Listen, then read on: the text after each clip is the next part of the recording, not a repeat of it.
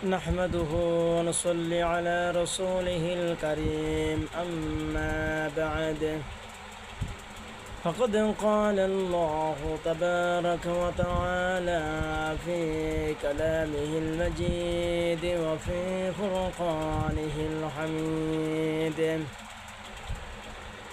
هن لباس لكم وأنتم لباس لهن صدق الله المولانا العظيم।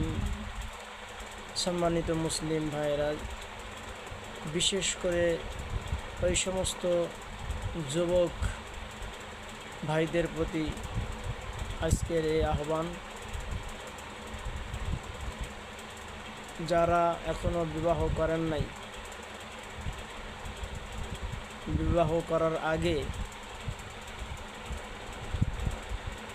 দিনদারি, ফরেজগার, মুত্তাকি, নামাজি শাশুড়ি দেখে অন্তত এমন শাশুড়ির মেয়েকে বিবাহ করবে, এবং মেয়েটি যদি হাফেজা মাওলানা হয়, দিনদারি হয়, মুত্তাকি হয়, আমি আশা রাখি আপনি সুখী হবেন। কোরআন বলছে হুন্না লিবাসুল লাকুম ওয়া আনতুম লিবাসুল লাহুন্না।